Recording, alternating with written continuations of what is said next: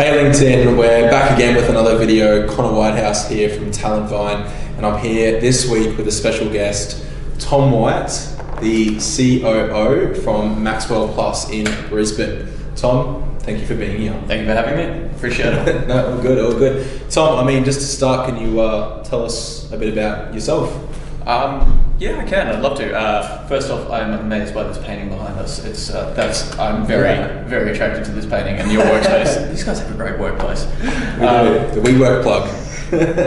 But a little bit about me. So I'm a Brisbane boy. Grew up here, went to high school here, went to university here. I'm an engineer by trade, but I figured out pretty quickly that I wasn't a very good engineer. I could never really get that excited about making that pump 1% more efficient. So what I ended up doing was leaving the engineering world and jumping into the startup world with now the CEO and founder of Maxwell Plus, Elliot Smith. Okay. And so the first startup that we did was with a breathing device, and we were basically 21-year-olds running around with government grants and didn't really know what to do with that. But we made a medical device for cystic fibrosis, and it was awesome. It was a baptism by fire, and it was just it was a really rewarding experience helping some really truly sick people. And that's what got me into the startup world. It got me into the medical world to begin with. But Are you qualified in medicine? So I'm, as I said, a mechanical engineer. I did a little bit of study in the engineering and the biomedical engineering space, but we essentially fell into this as a university project with a little bit of extra in our spare time. So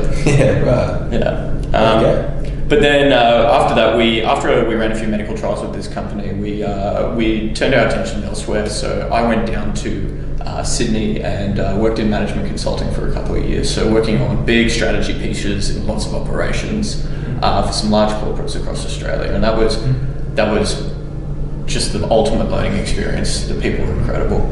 And after doing that for a couple of years, I've now moved back up to Brisbane to head up the operations and the commercialization of Maxwell Plus, which we'll talk about soon, I imagine. Yeah, that leads us into the next question, I guess. Like, tell us a bit about Maxwell Plus and the mission you are on, and I guess the goal you're trying to accomplish. Yeah. So we are Maxwell Plus, and we do AI diagnosis for cancer, and that's a lot of words in one sentence. They're big words, but essentially what we do is we take data from people, we analyze it with AI algorithms, and we combine the AI algorithms with specialist clinicians to give people the best chance of an early detection and accurate detection of cancer. Okay. Sure. First off, we're starting in prostate cancer, which is the cancer that affects the most amount of men. How many men does it affect? So it affects about 20,000 men per year. Jesus. So it affects double that of bowel, and there's currently no national screening program for it. Really? Yeah. So it's a... So, wow, and obviously there's like a certain demographic of men that are more inclined to get prostate cancer, I imagine, or? Yeah, there is. So there are genetic factors which make some people more predisposed to developing it. But the big thing is family history. So if your father has it, or your uncle, or your brother, you have a much higher chance of developing it, almost 3 times if your father has had a positive diagnosis. Wow. So it's family history is a large proportion of that. Generally, from the age of 40 is when we consider someone to become at risk, i.e. they should probably start considering testing for it. And the reason being is prostate cancer has a lot of stigma around it. And the stigma is that, one is that it doesn't affect that many people, which is wrong. It affects the most amount of men out of any cancer. And then the second thing is the people that it does affect it's old men. It's an old man's disease.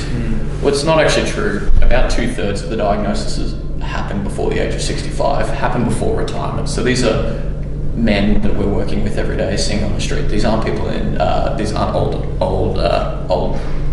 men. Jeez. Wow, scary stuff, but I guess lucky there's companies like yours out there looking after us. So, I'm hearing this AI word being chucked around a lot, especially in the HR space, and especially obviously in the tech emerging space as well. So your technology in particular, how does that, I guess, work at a macro level? You don't have to dive too deep. Well, don't worry, I'm the dumb business guy, so I don't understand. I'm not the AI guy.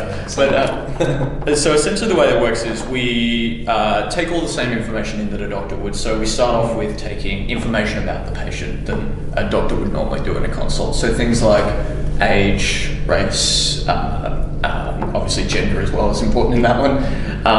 And what we can do straight off the bat there is understand what that person's baseline risk of developing cancer is, not prostate cancer. After that, we then take in a variety of different data. So we take in blood tests, we take in MRIs, so scans, and we take in biopsy data as well. So when that is tissue samples from the cancerous region itself.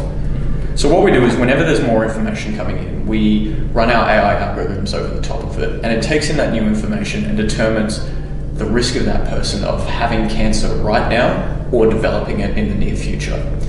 And so what we've done is across our database of it's about 250,000 patients, our database, we've managed to correlate what signs of high risk are across these factors as well. Okay, interesting. So you're utilising that data, obviously, that you're obtaining from these huge numbers of customers that you're blessed enough to acquire. So then you're making, I guess, assumptions based on that data. Yeah. So what we've done is we've partnered with a lot of clinicians and research institutions across the globe. So here in Australia, such as there's a lot of clinicians that we've been working with, such as the Gold Coast University Hospital and a few others, and they've given us access to data set. And what we've done there is we've trained our algorithms on that. So it learned the patterns and it learned the different patterns that exist within the information around diagnosing cancer. But at this stage, what we do is once the AI makes a recommendation about the patient, we actually don't give that to the patient straight away. We actually give that to a clinician to help them diagnose the patient themselves. So the AI makes a recommendation, passes all the information that it used and its recommendation to a specialist clinician, in this case a urologist, and the urologist will then look at that information and either confirm or modify that recommendation. So not only is the patient getting an AI generated recommendation, which is backed up by huge amounts of information, but also a specialist, someone who's been doing this for 10, 20, 30 years, who really knows the space. Wow. Well, there's a few words that I didn't understand, but yes, I'm one of those business people as well, but sounds like you're doing something very, very impressive. Now, I guess when it comes down to HR in particular, TalentVine, that's our biggest audience that we work with in particular. How are HR professionals, talent acquisition managers, and just HR people in general going to see the value, I guess, out of what Maxwell Plus does and what other providers do in the market as well? So we've started working with organisations across Australia to help manage their people's risk of prostate cancer. And the reason why we're doing that is that there's one fact about prostate cancer is that only 25% of men are getting tested, and that's really, really low, very low. And the reason why it's important to get tested is if you catch prostate cancer early, you essentially have a 99% chance of 5-year survival. Fantastic outcomes. But if you don't catch it early, it drops down to 25%. So early detection is very, very important, but men aren't getting tested. And the men that aren't getting tested are sitting beside each other at work. And so that's why we started working with organisations as part of their health and wellbeing program. And the reason why we believe that this is a hugely important part of the health and wellbeing is that one, that affects a huge amount of men, as we said, to the point that about 1 in 10 of men in the workplace will be diagnosed before they retire. And a diagnosis of prostate cancer has huge ramifications, and all the way from treatment to much, much higher increased rates of depression and anxiety from a diagnosis as well. So catching it early, giving people the best chance, and getting people tested is a fantastic way to actually deliver health and well-being to employees for the people that aren't getting tested. Fair. Seems like some reasonable value in there. Now, I guess when it comes to other points of value in terms of these benefits for employees, is there anything else that you'd recommend? I guess employers to look into, or yeah. So health and wellbeing is a really large space, and it can be quite nebulous. It can be quite intangible. You've got everything from colouring in books to yoga sessions to health checks. Like it can be a very wide open space, and it's pretty hard to choose where to start. And from talking to our customers and our clients, we kind of recommend three things to do three things when they're considering the health and wellbeing program. The first thing is to understand, what do you want to achieve with health and wellbeing? It sounds like a simple question, but there's a couple of different things that you could. One of those is there could be a productivity or a reduced absenteeism. The other thing is retention, by taking care of your people, showing them that you care, creating an incredible place to work. It can really improve retention. Or the third thing is to signal to the wider audience that you are a place that actually does take care of people, and that can help with your talent acquisition in the future.